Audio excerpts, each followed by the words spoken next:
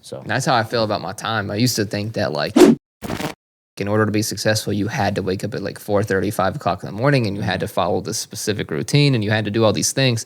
And that did make me feel better, but it didn't make me feel my best. And so I used to like value that. If I did not get this done, I'm not successful today, which means I won't be successful tomorrow, and I'm a failure, right? That's what I would literally see. And so I would go to bed basically mad at myself for not following through these like made up rules from other people who do have pieces of what I want, but I don't have that person who has everything of what I want, you know? So I was listening to all these little pieces and trying to take it all in. So-and-so wakes up at 4:30, I can do that too. So-and-so works out, I can do that too. So-and-so reads, so-and-so. And because I'm doing all of these things like these people, I'll be successful. And I would put so much time into that. And I realized, though, they did that to learn something about themselves, and they only did one of those things. If I do all 5 of those things, I'm doing it for them, and I don't even know who they are.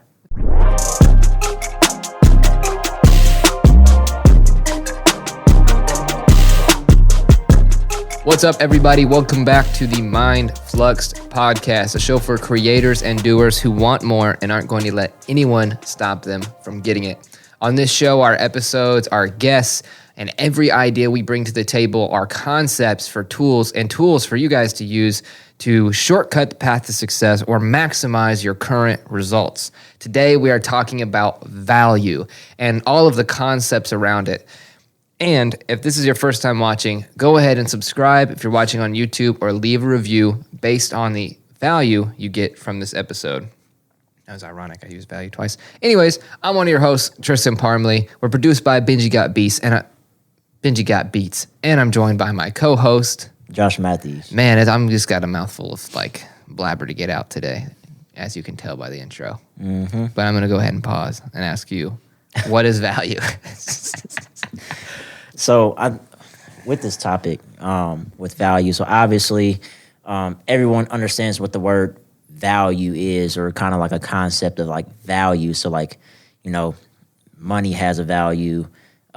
Different things have different values to people. So what we're pretty much going to talk about is kind of like unravel like what it means to like exchange value. What does it mean when it comes to value, like between like person to person, individually, you know, just anything that has to do with value, and kind of like unwrap that. But I want to start off by saying is that like when it comes to just like value and how you interpret it, it's just like it's something that is individual to every person. Like, so for us, you know, we find values in different things like information. Like, we're big on the exchange of value of that, or the value that we give or that we exchange with our clients, or the value that different things serves in our lives, whether it is personal or things that just have emotional ties to us. And that's just for us. And for anybody, it can be a lot of things. So we're just going to unwrap that. Mm-hmm. And it's like an individual measure of importance. Like some people like really value their dog, but like I don't have a dog. But it can be literally anything. So when we go to break this down, I think it's important to understand that like we're speaking from like our perspective and kind of looking from like an outside lens, because we've actually watched ourselves like value something super high and then not even take a second look at them anymore. And so some of the things that people can value is money, like you said, like it's worth different things in different places. Time and quality time, like how you spend your time with your significant other or with your family. Destination, you know, getting where you want to go. What's it worth to you to get there? And not in time or money, but in terms of energy, maybe. Connections and resources, higher quality, foods, clothes. Like I used to be really big about saying like, I don't buy clothes. Like I don't need to buy clothes and all this stuff. And I was just like, one day I just looked in the mirror and I was like, look at these raggedy ass clothes. Like I need to buy clothes. Like I should value myself enough to buy higher clothes. Not saying that if you don't buy clothes, you know, but I didn't realize I was putting a limitation on myself by acting like I didn't value my appearance, I guess you could say.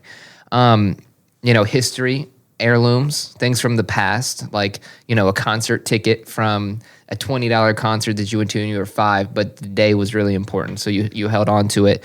Scarcity, when there's a limit of something. exclusivity when it's only for you. And then there's a few more in here: emotional attachment, information, like you said, getting better. What's it worth to you to get better? And then ultimately, like skills. Like the number one way to increase your value as a person to others is to have a skill that they don't possess. So I want to kind of like pass it back to you before we go into like businesses and how we kind of see value in the business world, and ask you, like, what are some of the things that you value? What are some of the things that you hold close to you, and what are some of the other things that like just aren't relevant in terms of that list of different things we've noticed people value? Yeah, so for me, one of the biggest things that I value, for one, overall, is just like things that add to my growth. So anything that can help me get or feel that, impression of increase, that's like number one for me. Like I value like to the point where, spend thousands of dollars on different things that just like help me grow, whether it is fitness. I've put a lot of money into trying new things, or my personal development, whether it's books, programs, whatever. And like time. Exactly. Like that's like the main thing that I put a lot of my value into, is just like my personal growth, first of all. And I think after that, it's just really just like relationships. I do value certain relationships, which is like why I value relationships so much. I don't like just put myself around anybody because I value it so much. Like, and I think we can both speak from experience of just like we value certain relationships to the point where we only allow us to give certain people our energy and not give it to like everybody, because like we know that what we offer is very valuable, and if we surround ourselves with people who, for one, don't appreciate it, and two, people who just can't like reciprocate that, we just do not even, and not saying like some of these people might be people we love, but we value the time, our time and our energy enough to where like we put it in certain places. So that's like another part to it, I think, too. So like, I mean, it goes into like a lot of things, but like the biggest thing is just like growth, the information, and just like the people that I spend my time with. Yeah, and for me, it's more of like my emotional well-being, of like feeling good. So like people say like time is money, right? And I love Myron Golden's way of like basically batting that down, because if you think that time is money, then you will only ever exchange your time for money instead of your ideas, your creativity, whatever, because you can get paid $1 million an hour. There are people out there doing it, right? So really, like I value money a lot, and I really, really value my time. Like if I'm uneasy for like longer than a few seconds, I want to know exactly why and what's going on, because I don't like that, which takes me to like my root of what I value the most. And it's really just my emotional well-being. I like feeling good, and I like feeling good all the time. And when I don't, I consider that abnormal. And I think a lot of people could sit and listen and say, oh, but you can't feel good all the time, Tristan. That's unrealistic. No, because I can feel good doing things I don't like to do, like working out. I feel good knowing that I'm getting better. I can feel good knowing, reading when I don't want to read, or sitting and listening to somebody who just needs to get it off their chest when I really am not like going to benefit as much from it, but I know I'm going to benefit them on the back end, and that's going to make me feel good. So for me, like the thing I value the most is feeling good. I love chasing that feeling and doing it in healthy ways, and even putting myself through, I guess you could say, like pain or difficulty to get that feeling. That's honestly what I value most. And when I don't have something to make me feel better, no matter what it is, or something I can do, or somewhere, or something to be or help, that's when I actually feel like, I guess you could say, the opposite of value, worthless, right? And I think it is important, as we go and touch onto this, like what might be super valuable to you might be worthless to another person. Like for some people, like I think everybody values their time and money, but like you said, like an heirloom, that might mean nothing to another person, right? Or even skills, like, oh, you're really good at basketball. I don't watch basketball, right?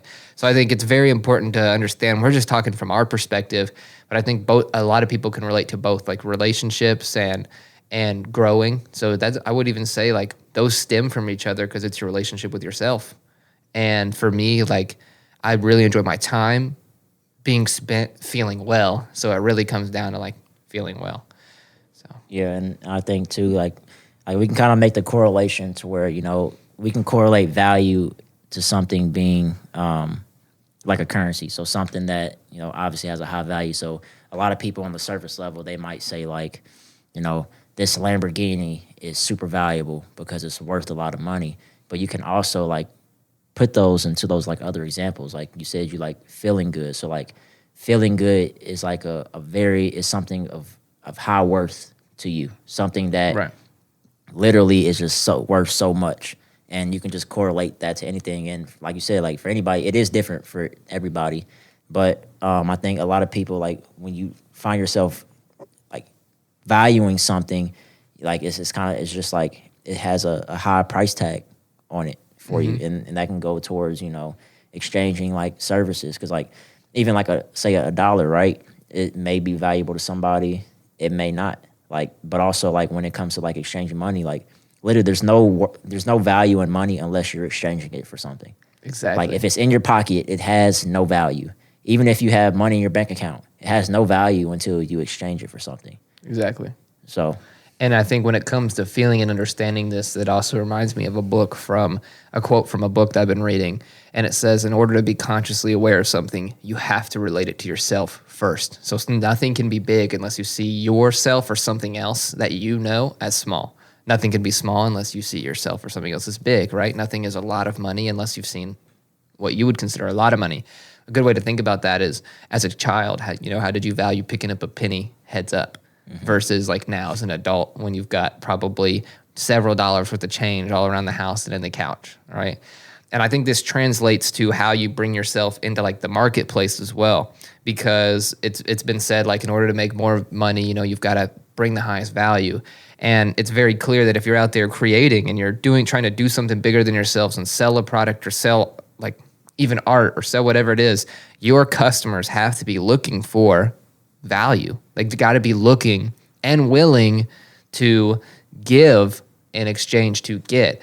And no matter what your product or service is, if it's going to get them what they truly value, they will give up everything else for it. So if it's going to get them more time, they'll give up all their money, right? And there's some quotes from this, like Jim Rohn talks about value in the marketplace, but Ty Lopez, we used to use his like VRIN chart a lot. His value, rare, inimitable, and non-substitutable when it comes to your product. Gary Vee talks about value like all the time, to the point where it's kind of like a buzzword that people are like, I just want to exchange value. And that's really saying like, what can you give me? And then I'm going to figure out how to serve you. And then Grant Cardone says like, you should have a product so valuable people will be willing to take out loans on it. Like think about that.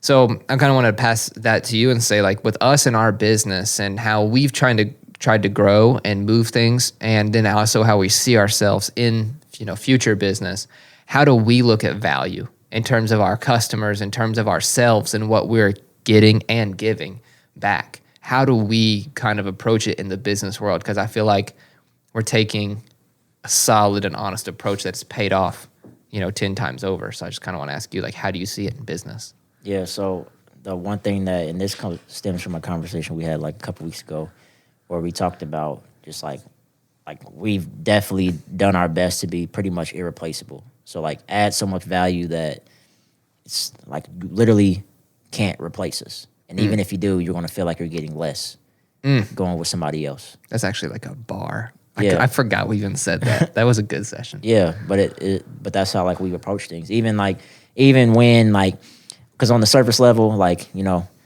people just care about a result. They don't care how you do it. But it's just like, even say if we don't get a result in our business, we just still try to find a way where we can just over deliver in any type of way possible to make ourselves like irreplaceable. And that goes with anything you put value on. It's like it's irreplaceable if you like have a super high price tag on you. So like, for example, I mentioned before that my grandfather gave me a watch, 40-year-old watch he got 40 years ago. And for me, like, it's probably not worth like thousands of dollars, but it's irreplaceable because I cannot get that back. I cannot, like, if I lose it, I can't get it back. Yeah. And I can't find anything exactly with the same like emotional value that I have towards that. So like, I just think when it comes to value for us, like even in business, it's just like being like the one way that we've become very valuable, or the reason why our clients see us as valuable, because like we're literally irreplaceable. We just go over. Over deliver. Yeah. Yeah. And I wouldn't even say we under promise. We've over promised and over delivered in different ways. And I think a lot of people let this moment trick them when they say, hey, you're going to get this from what I do. And it doesn't happen, that it's going to take like more time or more work or more things. Like your client, the person you're exchanging with doesn't want more of the same thing. They want a different result. And our willingness to change things that we're trying to do to get the same result has been what's like catapulted our success and like figuring things out and like planting the right seeds with the right people. Like for us, that did look like working for free for a year for a practice, but what that opened up for us is just honestly unreal with what we've kind of got at our feet now. So I don't want people to confuse that becoming irreplaceable of meaning you have to spend more time or more work or more things, because it might take zero effort for you to give your customer what they need. And a good example of that is like a therapist, right? Like a therapist is really just a study of emotional awareness. And when you come to somebody and go to a therapist, which I believe in therapy, I think everybody should go, they are able to meet you where you're at because of their other understandings. And it takes nothing but a few words for you to open up and understand something about yourself you already know. That's not necessarily effort. Now, it did take study in the past, but it's not like they have to spend 8 hours with you to work it out. It's not like they've got to go get a hammer and a nail and work it out, right? So I think it is very important not to think that it's going to take just more of the same thing. Sometimes it can be different. And another example is like videography, for example. It seemed like, especially 2018, 2019, even now 2020, everybody's a creator, right? Everybody's got a camera, and I believe everybody's creative, but people are diving into the role of videographer, photographer, because it's a great start to connect and whatnot. But a lot of people will sell and overprice and say, this is what this video will do for you, when that's not what the customer actually wants, right? Like, so you've got to be able to position that product to be something they actually want. Like for me, a video, like a documentary about everything we've done, that would be way more valuable than a highlight video for my Instagram. You know what I mean? So if somebody comes and presents that to me, it's going to be more valuable. And I think to get to the right customers, you've got to ask them and you've got to know what do they find valuable and then bridge that gap. And I don't know what that would be for every single business, but I think it's important to be that bridge. Yeah, and like when it comes to like a lot of things go into that value, because immediate while you were talking, one thing I was thinking about, right? So I was thinking about like my tattoo artist, Amani. So his prices are very high. So like I've seen people come in and say, oh no, like you charge way too much, but there's people that willingly pay, because he does only like $1,000 minimum. That'll willingly pay over $1,000 for a tattoo from him. And for me, like I know I can go to, people that are like way cheaper, or probably even just as good as like work. But the reason that I keep going and I'll pay like that $1,000 for just a tattoo is because of the experience. It's always been the experience for me. It's never been just about like, for example, the tattoo. It's the conversations. It's the way it feels in there. It's the way that, I just how I think while I'm in there, just like the energy that I feel in there. That's why I willingly pay that much to even just be there like all day. And that can like relate to like anybody. It's just like, the value that you bring, a lot goes into that. It's just not the result that you get. It's how you make people feel. It's how you go about it. It's the energy that you bring off that causes people to find you to be valuable or irreplaceable. And I think that's one thing that we've done. We've made our clients, feel good, and we've done things in a certain way to make them think a certain way, which is why they willingly keep, working with us. Yeah, and I think like anybody's failure to serve their customers is a failure to find the value their customer cares about and fill that goal, right? And I heard a quote, actually it was from Joel Kaplan, owner of Seven Figure Agency. He was on a podcast and he said retention is a psychology game, not a results game. You can get bad results and still retain your clients. Josh and I have lived this. We've had dud months that we've charged for and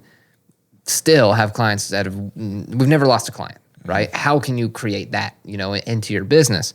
And that's like that failure to find the value or to understand that the values change is going to be what stops anybody, in their journey really fast. It's like forgetting that the values change, because you might care about this for 8 months and you might serve a bunch of people, and all of a sudden your customer cares about something a little bit bigger or a little bit different. And if you're not willing to align with that value or find a product or team or service that does, then you're going to feel discredited, or you're going to feel like they don't want or need you. And that's true. They might need you, but they may not want you just genuinely because you don't align with that. And that does go person to person. People, like, think about people who go from best friends or I guess, close friends to not communicating anymore, right? Or people who like certain foods, and then on one day they try something better and they don't anymore. Same with clothes or anything. So like an example for us is like knowing that the value changes is our office, like our studio. We worked super, super hard to get into an office. We found out, like, was it 10X, that like we kept hearing subliminally, if you don't have an office, you don't have a business. And Josh and I are sitting here like in the crowd amongst 35,000 people, wanting to be the next success story, millionaires, etc. So while we're in Miami, we look up offices, and when we come back the next day, we're on office tours, and we have no money to make the office happen, but we did make it happen. So we're like, oh my God, the universe is like blessing us. The office is meant to be. We start getting team members in and out throughout the year. We start showing up every single day. I mean, in 2019, we never left. And we were like, an office is what makes us have this business. And we valued the office so high that there was absolutely no consideration of letting it go, to the point where we even moved our studio in here. Like, we work in the other places of our office, and we moved our studio in here because we were so sold on the office. And then we're not. We're leaving. So I just kind of want to ask you to open up on like the dynamics and how those things change, because it can happen from customer to you, it can happen from relationship to you, and it can even happen from you to other things. So how come we put so much effort into keeping this thing, and put so much thousands of dollars into keeping this thing, and put in so many like last ditch efforts to make this thing work, and now all of a sudden we're like, hold on a second, it's not valuable anymore? Yeah, because I mean, with that, I just think it was just because like our whole vision behind it was to have everybody here like in the hub working. And then once that dynamic changed, obviously, we're like all like scattered now.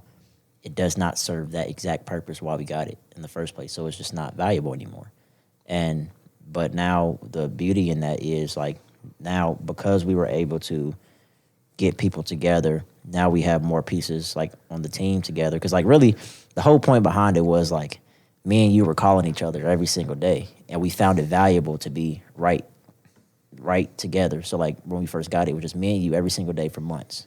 And then we got people in here, but now it's like we have a team, so now we're actually able, we don't have to be like in the hub. So it's just like the value in it changed because of like the circumstances. So it's like we're just in a different space. And that goes like with anything. That goes with, say, a friendship that you had in college or in high school. And I know a lot of people can relate to this. You had friends in high school, y'all hung out every single weekend. But once you went to college, you guys all separated. Now you have new friends. Now you have new beliefs. Now you have a new way of thinking. And it's not that, you guys like hate each other. It's just literally that the circumstances changed, and now you just think differently. So it just you don't value the same things anymore. Like there's literally no way you can value the same things anymore because you're exposed to new experiences. So like for us, we were exposed to new experiences, new knowledge.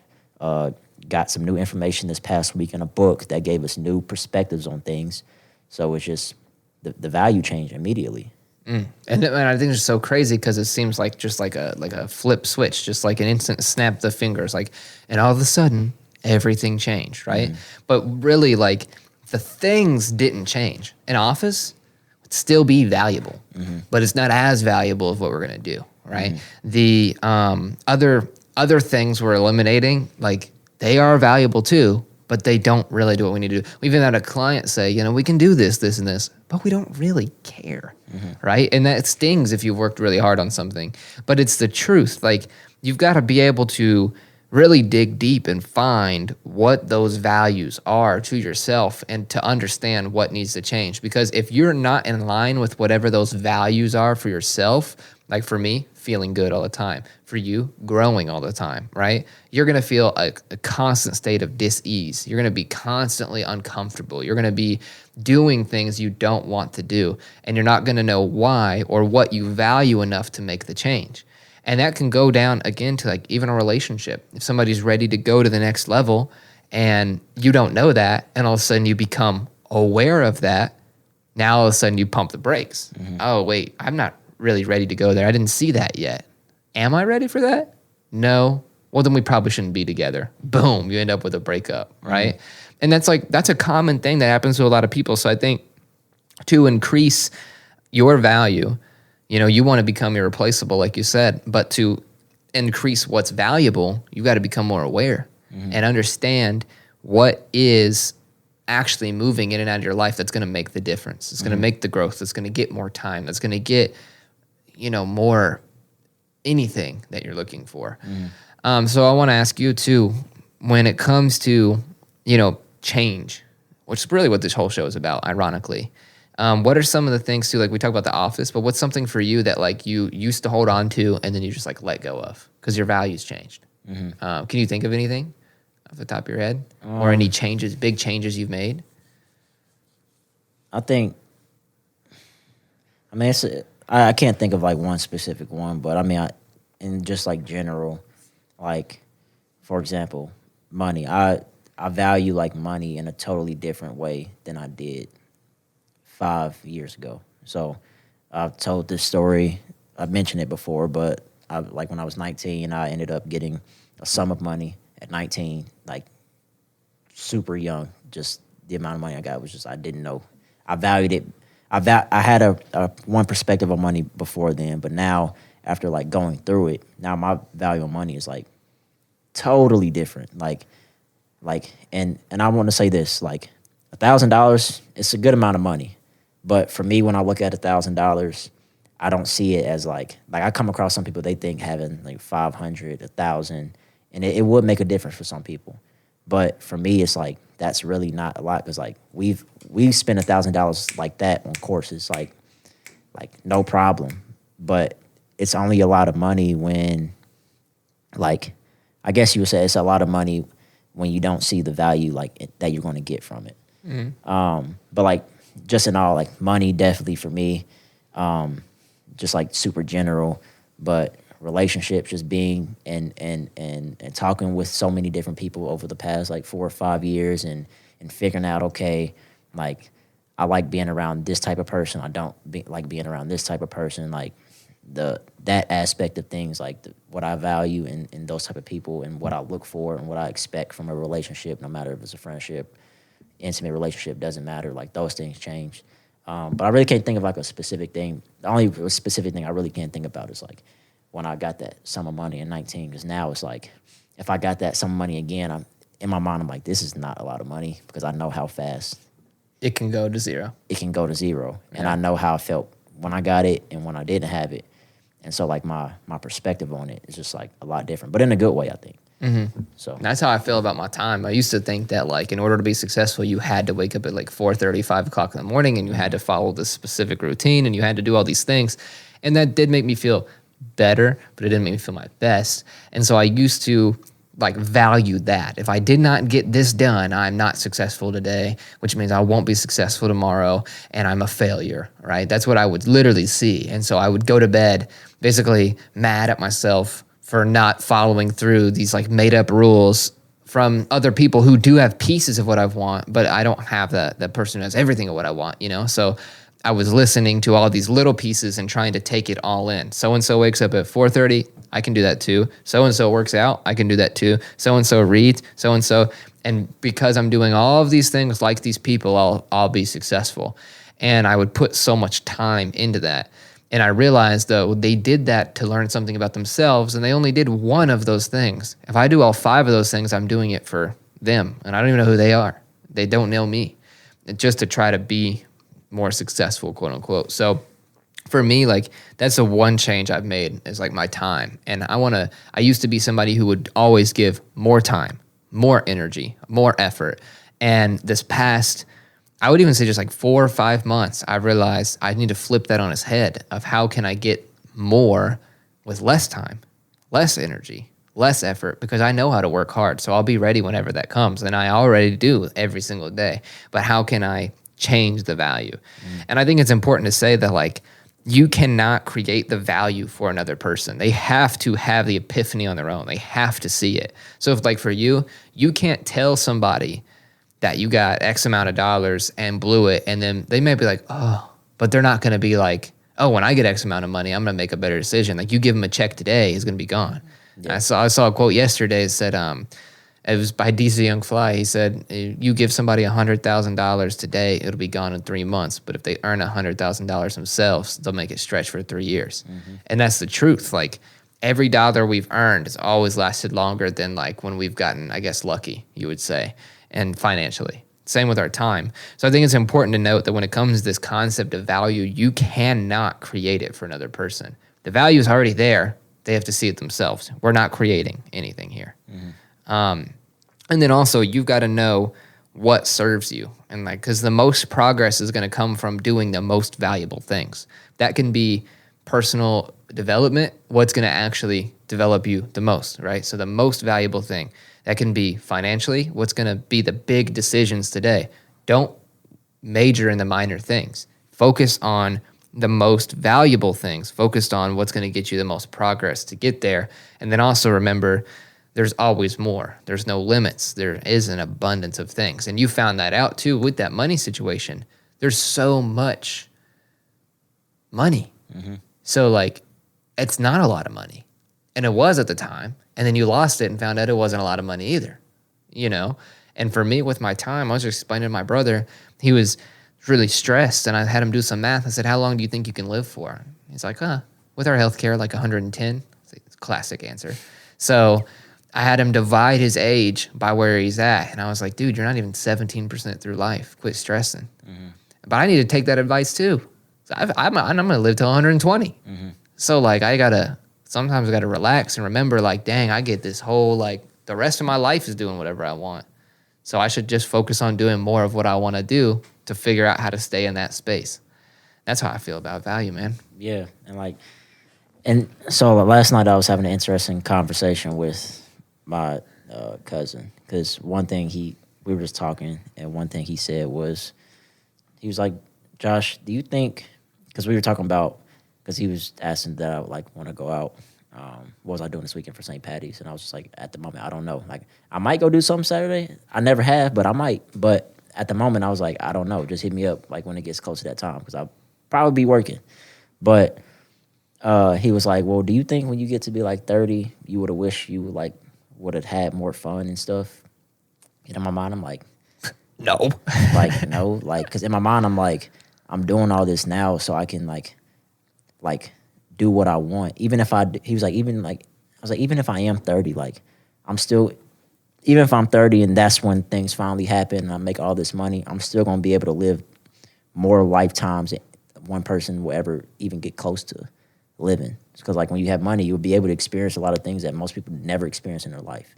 So, but then cause then I was okay, because in my mind I'm like, okay, well, this is like what he values. Like he values like having fun now and stuff. But for me, I'm like, I'd rather like work hard now. I value working hard now, so that way in the next, whether it is a year, 2 years, maybe even 5 years from now, I don't know, but I have no control over that. So, but when it does happen, I value being able to spend the rest of my life, like the best of my life. So it's like, I say that because like just different things of value. Like we have two totally different perspectives on what we value. On the same thing. That's the crazy thing. Exactly. Because I'm just like, I don't know. I'm not missing nothing right now. Like, and even I have given myself more opportunities to at least do a little bit more just this year. And I have felt better. But there's still a cap on how much I'm going to allow myself to do certain things, because like I do value having freedom the rest of my life instead of enjoying like guilty pleasures right now. Yeah, enjoying now, knowing that there's better that can be done. And that's the biggest thing about like valuing your personal growth, or like myself valuing feeling good, right? Or feeling well, I guess, is that like, if we are making the wrong decision in the moment to enjoy right now, we will feel guilty about it. And I think every creator, every, doer, everybody who's out there knows right now, if you get called to some plans or whatever, and you really shouldn't be there, that you might go there and smile, have a great time, but you're not really having that much fun because you see yourself in such a big light. Like it makes it hard. And I was having a conversation with a family member yesterday, and he was like, you got to at least take a day off a week. You got to do something like, don't forget how to have fun, or don't forget to find out how you have fun. He's like, because I don't get excited anymore. Like, I'll get excited when I get there, but all I can think about is all the stuff I got to get done before I go there. And I was like, yeah, but don't you think if you would have been thinking about this now, that you would be doing nothing but fun now, 20 years later? So I don't have it all figured out, obviously, but it worked out pretty well for the people we're following. And I think with this show specifically, we're bringing in the present perspective on success, the present perspective of being, down and out, I guess you could say on paper, but being the best we've ever built, and like knowing that in a few years we'll be looking back at these moments like we didn't know nothing then, and we were still making it work. Like, we made the right decision, and we'll be able to look back and say, go back and look at the blueprint. This is what we thought about value then, and we were right. But this is what we think about it now, and we're right. Yep. So I think that's very important. I think for everybody out there listening, just know this is an individual thing. We're just bringing our perspective together. Benji, also, we're gonna have to get you hopped up on the mic one day, because I know you're probably just sitting there stirring with all kinds of golden nuggets just ready to drop. But that's all I got. You got anything else? All right, guys. This is value. And based on the value you got from this episode, please leave a review on iTunes. That's the fastest way we can grow our show. This is the fastest way we can get this out to more people. Our goal is to reach 1 million people per week with this show. And if you're watching on YouTube, go ahead and hit subscribe. That is going to be another way for us to grow the show. We have a new episode come out every Monday. We call it Million Monday, because we are reaching and getting closer to those 1 million lives touched by our episodes and by the material in it. I'm one of your hosts. You can find me at Tristan is Better. You can find our show at Mindfluxed, MINDFLUXED. You can find our producer at Benji Got Beats. Where can they find you, Josh? At I am Josh Matthews. Boom. All right, guys. We'll see you next week. Peace.